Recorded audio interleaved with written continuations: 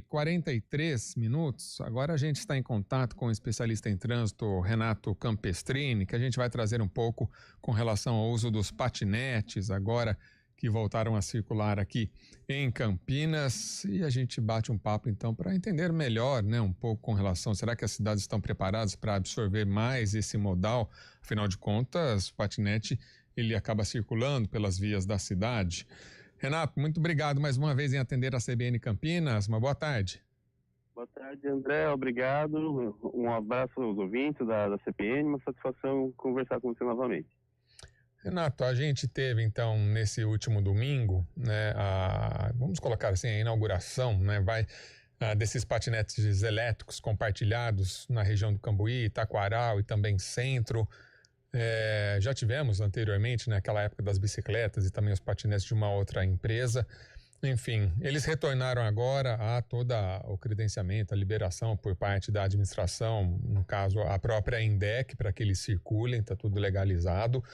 Agora, no seu entendimento, né, eu trouxe já na abertura do programa e até lendo os próprios informativos aqui da prefeitura, ele pode ser usado como um veículo, né, de locomoção aí, de repente, da sua casa para uma escola, para um trabalho, enfim, ou para uma área de lazer. As cidades, a gente está colocando Campinas, mas várias cidades já possuem esse tipo de equipamento. Ele tem sido bem pensado com relação à instalação, à utilização compartilhada de vias, onde temos também ônibus, carros, motocicletas, bicicletas e agora patinetes? Então, André, como você bem colocou, uma nova realidade da mobilidade, né, chamada micromobilidade, que vem sendo implantada em algumas cidades, né?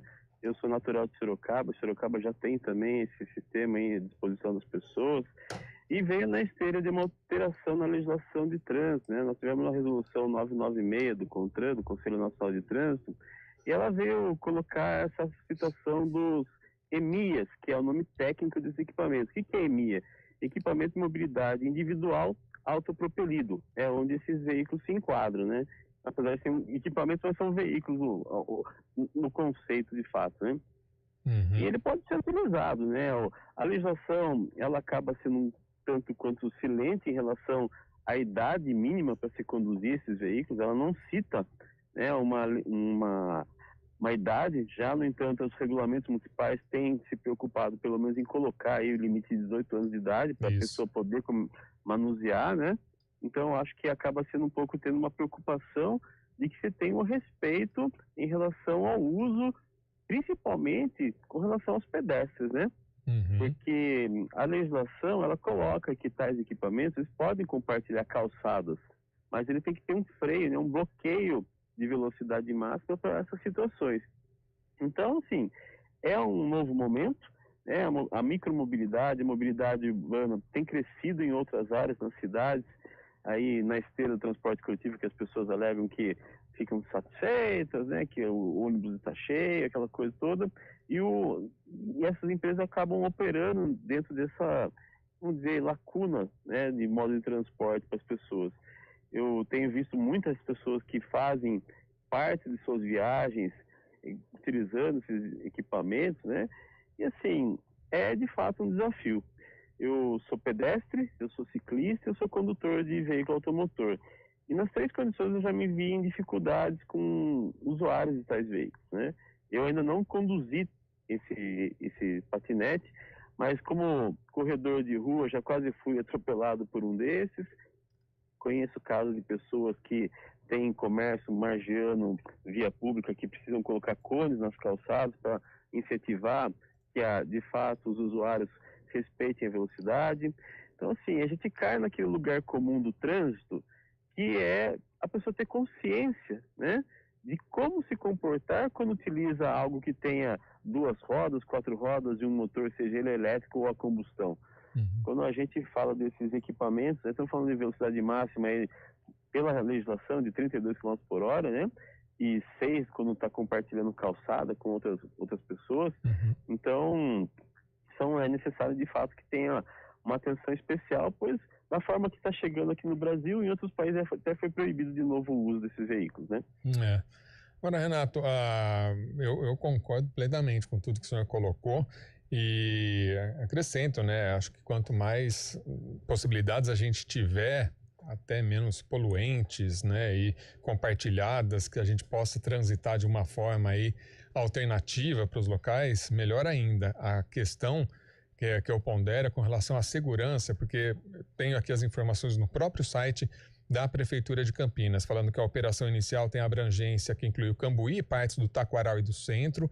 A região inclui também o Bosque do Jequitibás e a Lagoa do Taquaral, mas sem circulação no interior dos parques. Aí fala que também contempla a Avenida Orozimbo Maia até a Avenida Norte e Sul, e não é possível usar o patinete fora da área de cobertura porque ele bloqueia. Então, pegando esses trechos que a Prefeitura cita, aí tem um outro trecho que vai com relação ao seguinte: na hora de circular pelas vias, o usuário deve dar preferência pelo uso de ciclovias, ciclofaixas e ciclorotas. A gente tem um grande trecho na Avenida José de Souza Campos que temos, né, essa questão possível.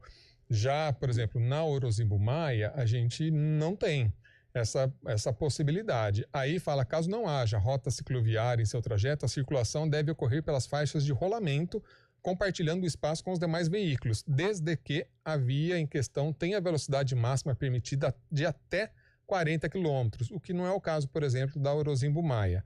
Daí fala, tanto nas rotas cicloviárias quanto nas faixas de rolamento, a velocidade máxima permitida é de 20 km por hora. E se for superior a 40 km por hora a via, né, a avenida, aí a pessoa precisa usar as calçadas.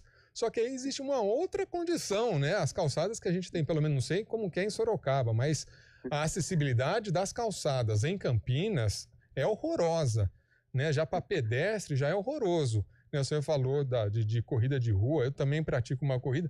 É horroroso você correr numa calçada em Campinas, né? E você vai para a rua, é pior ainda. Agora imagine você andar num patinete em calçada de Campinas.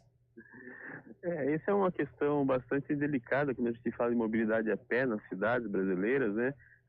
Realmente a gente vê algumas localidades que até inauguram ruas para os carros sem que possuam calçadas para os pedestres, né? Uhum. E o conceito de mobilidade, a gente tem 33% das pessoas se deslocam a pé, né? Em algum momento do dia, todos somos pedestres. E a gente acaba ficando meio que de lado. E até para as estatísticas de sinistros de trânsito, os tombos, as quedas em calçados acabam não sendo computados, e deveriam computar, né? Porque não deixa de ser uma forma de deslocamento, um modo de transporte, que a pessoa está modo a pé, né? Que deveria sim. Então, de fato, essas pontuações que você fez, André, são bastante pertinentes, né? Não só para Campinas, mas outras cidades que têm também esse patinete utilizando, porque assim, a legislação, como eu falei lá no início, ela coloca essa restrição. O que a regra está para a cidade de Campinas é aquilo que a legislação estabelece. Qual a velocidade máxima que o patinete vai alcançar? Quando ele estiver compartilhando uma área de pedestre, obrigatoriamente ele não pode passar de 6, 8 km por hora. E quando ele está em via pública, ele tem a limitação de 32 km por hora por conta da legislação que estabelece que acima disso aí ele já passa a ser um ciclomotor. Né? Então, para ele ser enquadrado, ele não pode ultrapassar 32 km por hora e tem que ter essa limitação.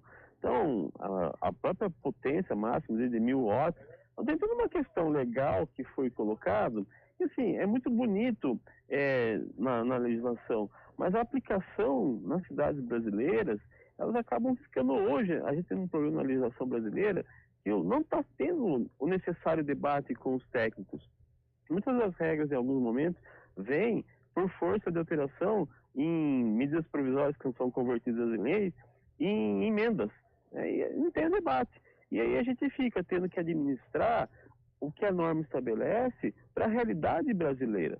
Né? Então, ainda que essa legislação estabelece o uso da ciclovia, ciclofaixa, permite o uso compartilhado na condição de pedestre, na calçada de tais veículos, mas aí cai nisso que você está dizendo. As calçadas estão aptas em todos os locais para suportar, e aí fica a critério da pessoa que está utilizando buscar uma forma mais segura, né? Às vezes, aquilo que está na legislação acaba não sendo a realidade das cidades brasileiras.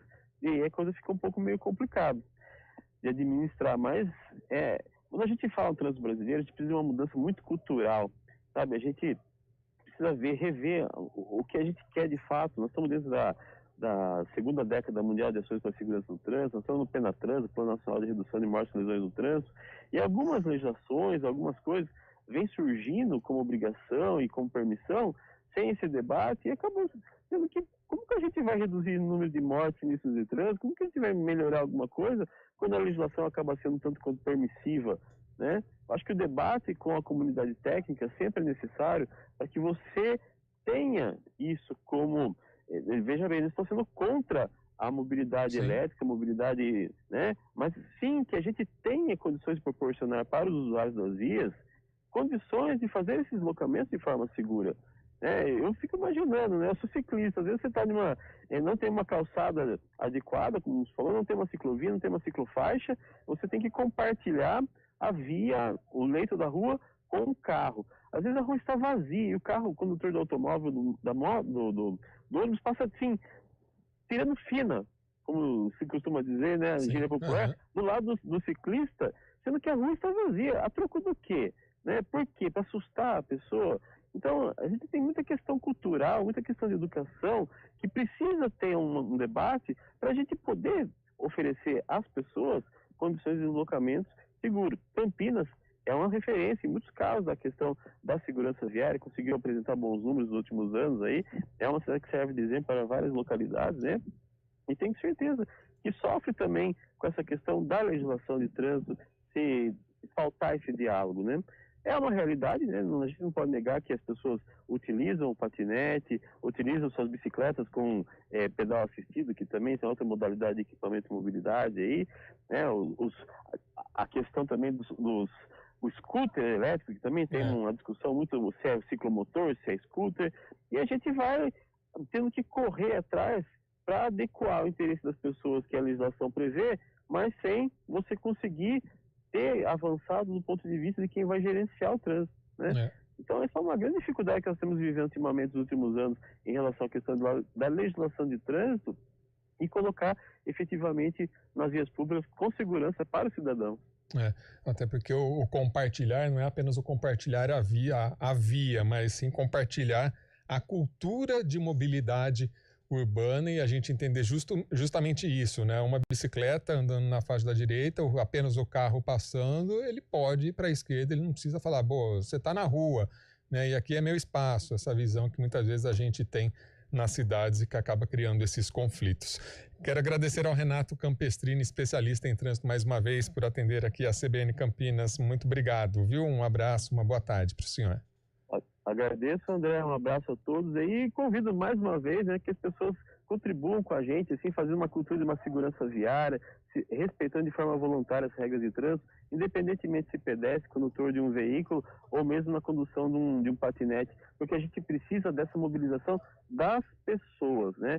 Os órgãos gerenciam, mas a gente, na situação de condução, é que podemos ajudar a mudar o nosso cenário. Um abraço a todos e muito obrigado. Obrigado, viu? Um abraço.